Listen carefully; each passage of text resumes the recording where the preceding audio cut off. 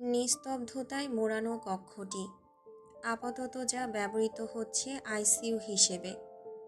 চারিদিকে মেশিনের beep beep শব্দ।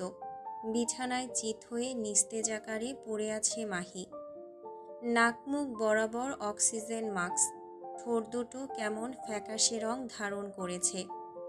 বুকের ওঠানামার গতি বেশ ধীর তার। কয়েক জোড়া চিন্তিত দৃষ্টি আপাতত মেয়েটার মুখ পানেই নিবদ্ধ। ডক্টর মিয়ানের হাতে একখানা রিপোর্ট পেপার। তার কপালখানা কুঁচকে রাখা, সেই সাথে নিচের ঠোঁটের চামড়ায় বসানো উপরিভাগের কটা দাঁত। আধবুড়ো ফরাসি লোকটার চোখে মুখে সে কি দুশ্চিন্তা।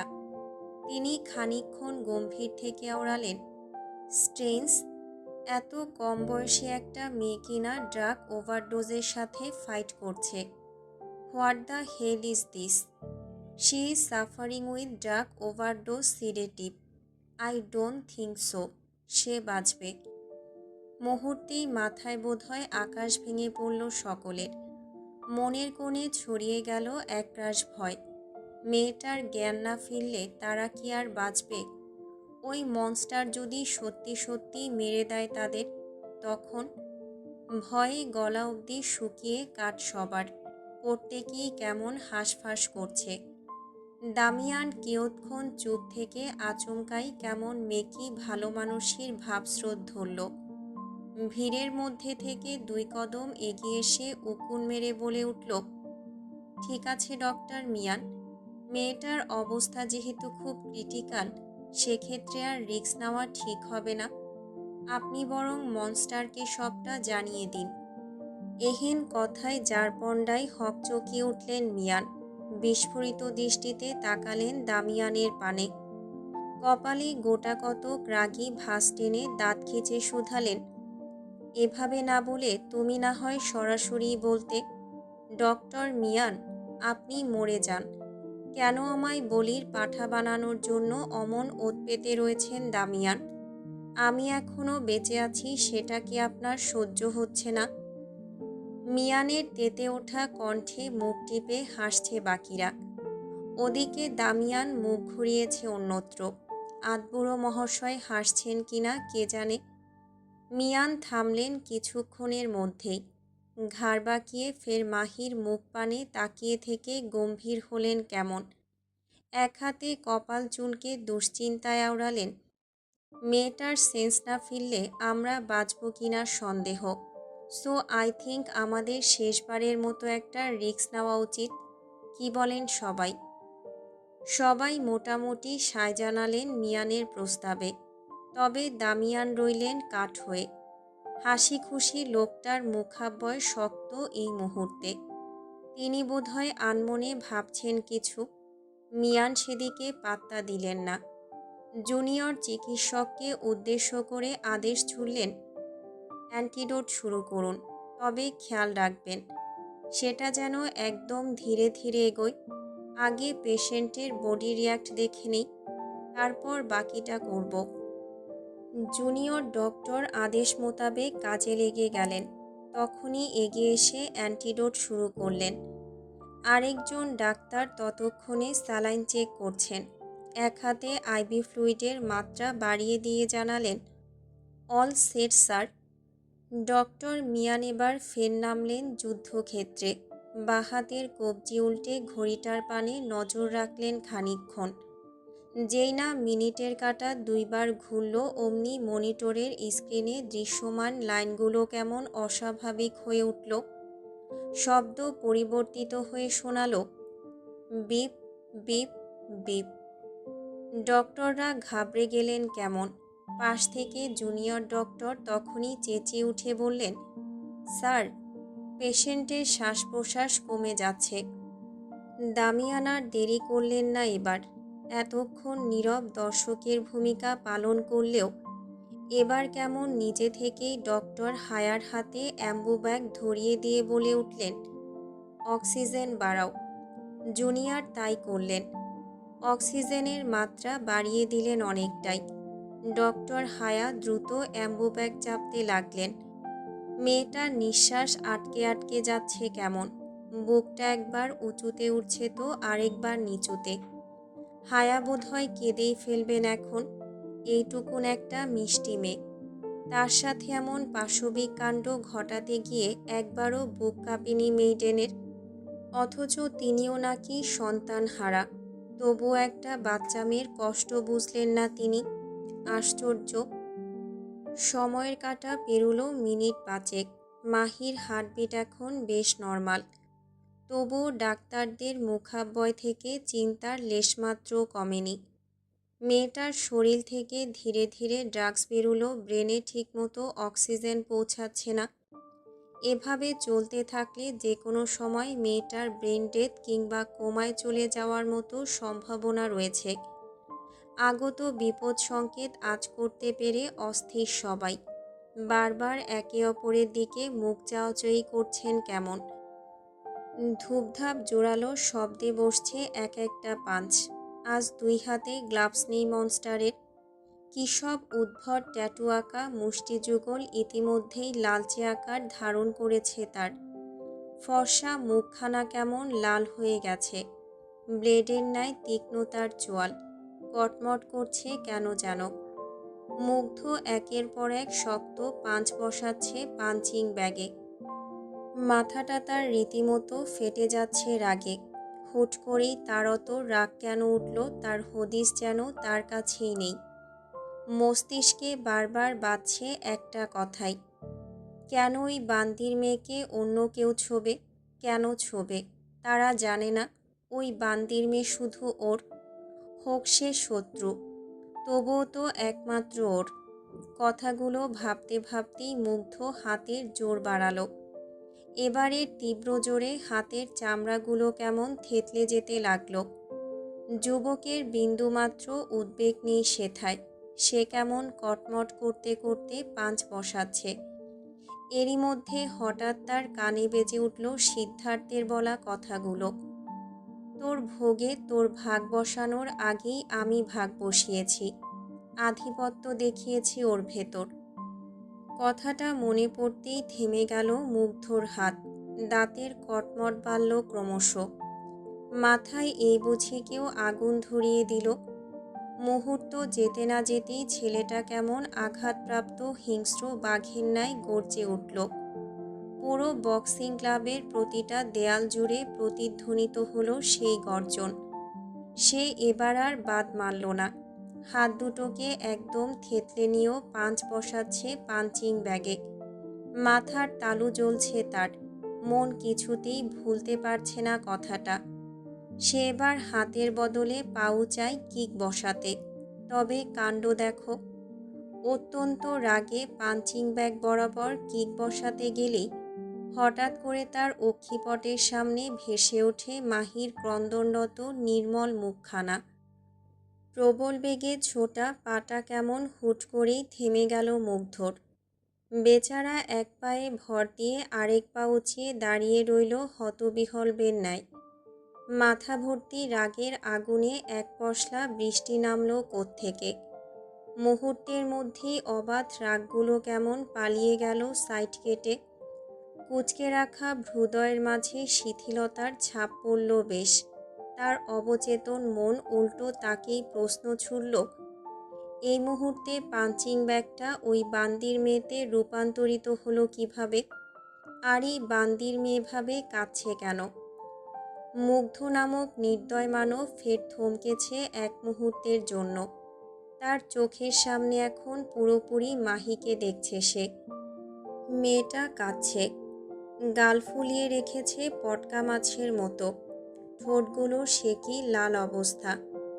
যুবক আবারও নিজের খেই হারালো। সচল মস্তিষ্কে হুট করে জং ধরল। সে ধীরে ধীরে নিজের পাটা নামিয়ে আনল নিচে। হতবুদ্ধির ন্যায় একটু একটু করে এগোয় সামনের দিকে। নিজের অজান্তেই হাতখানা কিভাবে কিভাবে উঠে এলো ব্যাগের গায়ে। আলতো করে তাতে স্পর্শ করতেই হঠাৎ ঘোর ভাঙল যুবকের। তড়িত বিস্ফোরিত দৃষ্টিতে তাকায় নিজের হাতের পানে। কি করছে সে? পাঞ্চিং ব্যাগের গায়ে হাত রাখল কেন? মুগ্ধ তৎক্ষণাৎ নিজের হাত সরালো। বুকটা কেমন যেন করছে তার, বড্ড অস্থিরতায় হাঁসফাঁস লাগছে। ছেলেটা তখনই শক্ত হাতে নিজের ঘাড়ে হাত বুলালো কিয়ৎক্ষণ। চোখ দুটো বুজে নিয়ে দাঁতে দাঁত চেপে বিড়বিড়িয়ে আওড়ালো, what the fuck I am seeing, where the hell is she coming in my imagination, I don't wanna see that bitch, I just hate her. মস্তিষ্ক এবং জেদের অভ্যন্তরীণ দ্বন্দ্বে জড়িয়েছে মনস্টার। সে কি আর জানে? সাইকোলজির ভাষায় তার এহেন অবস্থাকে বলে psychological conflict and prison of dark obsession. মন যাকে বারবার ঘৃণা করি বলে আওড়ায়, মস্তিষ্ক ঠিক তার উল্টোটা করে। নিজের অজান্তেই মনের মধ্যে ব্যাপকভাবে তৈরি করে ফেলে এক ভিন্ন অবসেশন, যা চোখে দেখা যায় না, ছোঁয়া যায় না, মাঝে মধ্যে উপলব্ধিও করা যায় না। তবুও তারা মাথাচাড়া দিয়ে ওঠে বারংবার, যার শুরুটা ধরতে পারা খুব সহজ নয়। আপাতত নির্দয় মনস্টারের সাথেও তাই হচ্ছে। সে নিজেও জানে না সে কোন ফাঁদে আটকা পড়েছে। তার মন মস্তিষ্ক এক প্রকার ঘুষ খেয়ে তার সাথে বিশ্বাসঘাতকতায় নেমেছে, অথচ সেই খবর তার ধরাই আছে। মুগ্ধ কেমন ঘাড় উঁচিয়ে হাঁ করে নিঃশ্বাস ফেলছে। শরীরটা কেমন জ্বলে যাচ্ছে তার, মাথাটা ফেটে যাচ্ছে রাগে, হাত দুটো কাঁপছে রীতিমতো। এই মুহূর্তেই মাথা ঠান্ডা করতে হবে তার, না হলে হয়তো আগুন জ্বলবে পুরো পেন্ট হাউসে। শক্তপোক্ত পুরুষ তখনই জোরালো পায়ে এগিয়ে এসে দাঁড়ালো বক্সিং রিংয়ের সামনে। অতপর এক লাফে বেরিয়ে এলো রিং থেকে। তারপর আর কোনো দিক না তাকিয়ে গটগট পায়ে প্রস্থান ঘটালো বক্সিং ক্লাব থেকে। হাত পা কাঁপছে মুগ্ধর, চোখের সামনে সবটা ঝাপসা হচ্ছে ক্রমশ। যুবক তড়িঘড়ি করে ছুটল নিজের নিষিদ্ধ কক্ষে।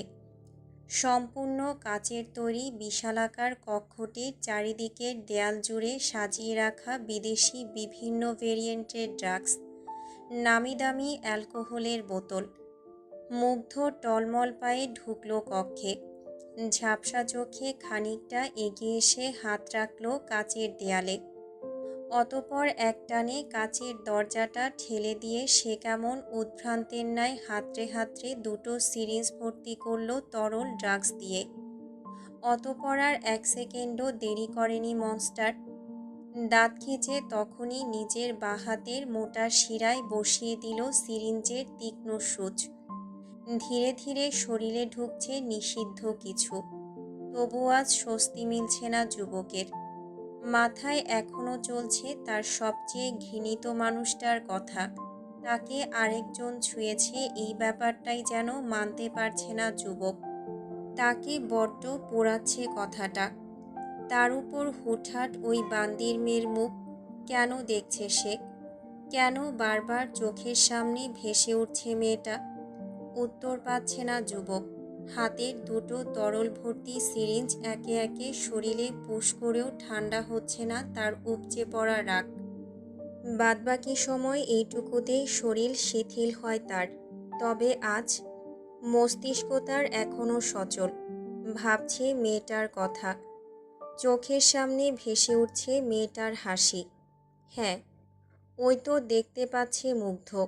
মেয়েটা কেমন খিলখিল করে হাসছে।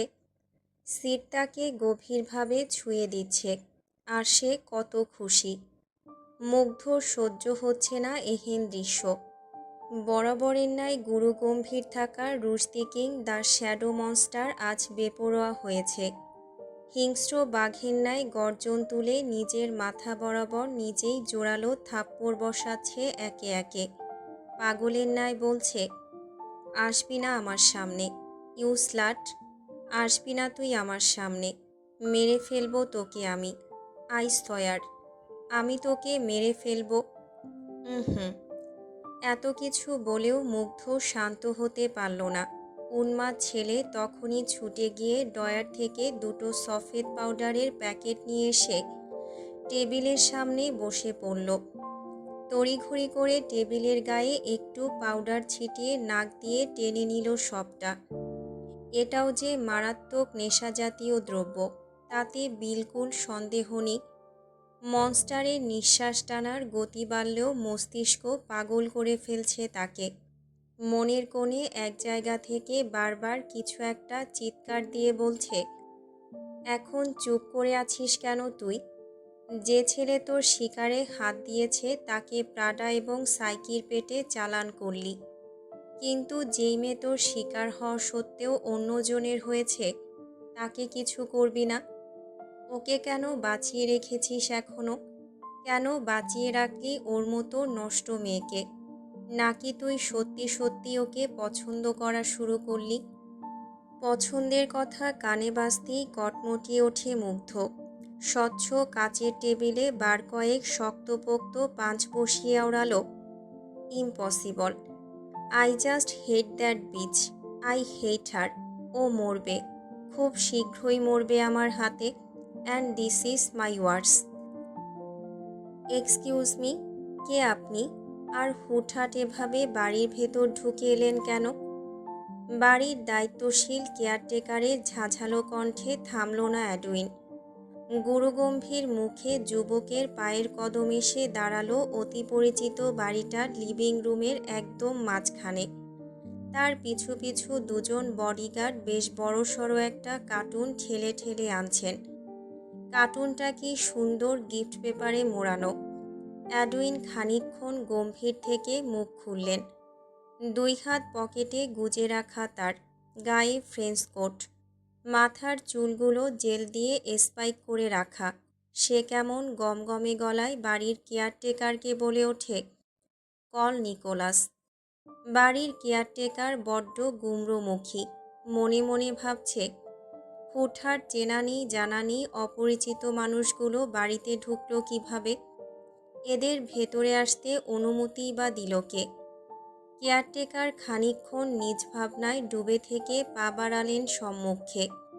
সিঁড়ির কাছে দাঁড়িয়ে আছেন চারজন কালো পোশাকধারী গার্ডস। কেয়ারটেকার তাদের নিকট এগিয়ে এসে কণ্ঠ উঁচিয়ে বললেন, স্যারকে ডাকুন তো।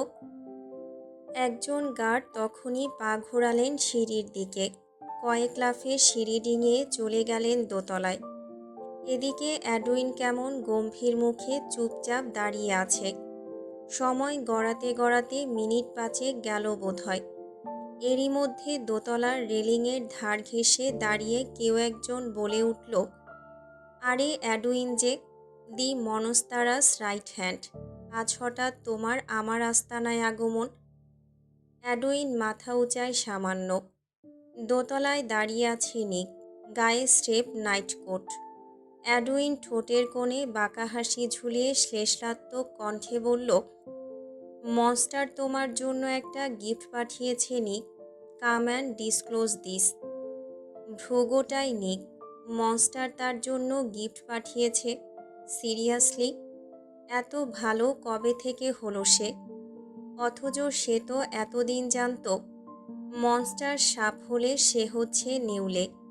নিক বিচক্ষণতার সঙ্গে কিয়ৎক্ষণ চুপ করে থেকে আচমকা আদেশ ছুড়ল গার্ডদের। কণ্ঠ উঁচিয়ে বলল, গো অ্যান্ড চেক দ্যাট। দুজন বডিগার্ড রয়ে শয়ে এগিয়ে এলেন কার্টুনের দিকে। দুজনার চোখে মুখে স্পষ্ট ভীতি। যদি এই কার্টুনে বোম জাতীয় কিছু থাকে তখন? মনের মধ্যে একরাশ ভয়ডর নিয়েই কিছুক্ষণ একদৃষ্টিতে তাকিয়ে থেকে বেচারারা উদ্যত হলেন কার্টুনের বাঁধন খুলতে। ধীর হাতে কার্টুনের গা থেকে বাঁধন খুলে যেই না মুখটা খুলবে, অমনি এক বিকট উটকো গন্ধে গা গুলিয়ে ওঠে গার্ডদের। বেচারা দুটো তখনই ছিটকে পড়লেন মেঝেতে। তড়িঘড়ি করে নাক মুখ চেপে ধরে একযোগে আওড়ালেন, ইয়াক! ওদিকে নিকো কেমন নাক মুখ চেপে ধরেছে তীব্র দুর্গন্ধে। কপালে গোটা কতক সন্দেহজনক ভাঁজ ফেলে তখনই ঝাঝালো কণ্ঠে অ্যাডউইনকে জিজ্ঞেস করে ওঠে, what the fuck he have sent. Edwin কুর হাসল বোধহয়। জিভটা খানিক ঠোঁটের উপর নাড়িয়ে চাড়িয়ে বলল, খুলেই দেখো নি। I hope ইউড like it. সন্দেহ তীব্র হলো নিকের। যুবক তখনই গটগটিয়ে নেমে এলো সিঁড়ি বেয়ে। কার্টুনের দিকে যত এগুচ্ছে ততই যেন দুর্গন্ধের তীব্রতা বেড়ে যাচ্ছে। নাকমুখ কোনো মতে চেপে রেখে নিক এসে দাঁড়ালো কার্টুনের কাছে। এক হাতে তৎক্ষণাৎ কার্টুনের মুখটা খুলে দিতেই দেখল কালো রঙা কাপড়ে মুড়িয়ে রাখা কিছু। নিক কেমন গমগমে গলায় গার্ডদের আদেশ ছুড়ল, এটার ভেতর কি আছে বের করো। গার্ডদের আর কি করার আছে, মনিবের আদেশ বলে কথা, শত গা গুলিয়ে উঠলেও খুলতে তো হবেই। গার্ড দুজন কোনো মতে নিজেদের নিঃশ্বাস আটকে রেখে হাত বাড়ায় কার্টুনের ভেতর। মোটা মোটা দুটো গোলাকার বস্তু হাতে নিতেই আঠালো কিছু হাতে ঠেকল তাদের। তড়িঘড়ি করে বস্তু দুটো হাতে তুলে নিকের সামনে ধরতেই নিক মুখ ঘোরায় অন্যত্র। ইশারায় বোঝায় কাপড় সরাতে। যেই কথা সেই কাজ। গার্ড দুজন তখনই কাপড় সরালেন বস্তু দুটোর গা থেকে। আর অমনি ভয়ে শিরদাঁড়া অবধি কেঁপে উঠল সবার। গার্ড দুজন আর ধৈর্য ধরে রাখতে পারলেন না। বস্তু দুটো হাতে রেখেই মুখ ভরে বমি করে দিলেন বেচারা দুটো। সম্মুখে দাঁড়িয়ে থাকা নিক নাক সিটকে ঘাড় ঘুরাতেই চোখের সামনে যা দেখল তাতে ছেলেটা কেমন হা হয়ে গেল। গার্ডদের হাতে দুটো মাথা, একটা সিডের আরেকটা ইরার। কি বিধ্বস্ত তাদের মুখ। কপালে গভীর ক্ষত করে লিখে রাখা, a simple gift from Rushdie king to Nicholas. নিক ভরকায়। তড়িৎ বিস্ফোরিত দৃষ্টিতে তাকায় অ্যাডউইনের পানে। অ্যাডউইন কেমন কুট চোখে তাকিয়ে আছে। ঠোঁটের কোণে তার খেলছে এক চিলতে বাঁকা হাসির রেশ। সে কেমন শান্ত কণ্ঠে আওড়ায়, এখনো সময় আছে, শুধরে যাও নিক, নয়তোবা কোনো একদিন দেখা যাবে তোমার মাথাটাও এভাবে অন্যের হাতে থাকবে। নিক শুনল, দাঁত কিরমির করতে করতে তখনই চেঁচিয়ে উঠে বলল, গার্ডস, হোল্ড দিস মাদার ফাকার। হুকুম তামিল করলেন সবাই। এক ডাকে কোত্থেকে সব ছুটে এসে গান পয়েন্ট করল অ্যাডউইনের মাথা বরাবর। অথচ অ্যাডউইনের মুখাবয়য়ে নেই বিন্দুমাত্র বিচলিত ভাবসাব। যুবক কেমন শান্ত হেসে নিজের চোখ থেকে নীলরঙা চশমাটা খুলে নিল এক হাতে। আঙুলের ভাঁজে চশমাটা গুছিয়ে নিয়ে তাচ্ছিল্যের সুরে শুধালো, ওহো নিক, স্টপ দিস কাইন্ড বুলশিট। তুমি নিজেও জানো একদিকে আমার গায়ে সামান্যতম আঁচড় পড়লে অন্যদিকে তোমার পুরো সাম্রাজ্য গুড়িয়ে দেবে মনস্টার, তাও আবার এক চুটকিতে। এত কিছু জেনেও এহেন বোকামি।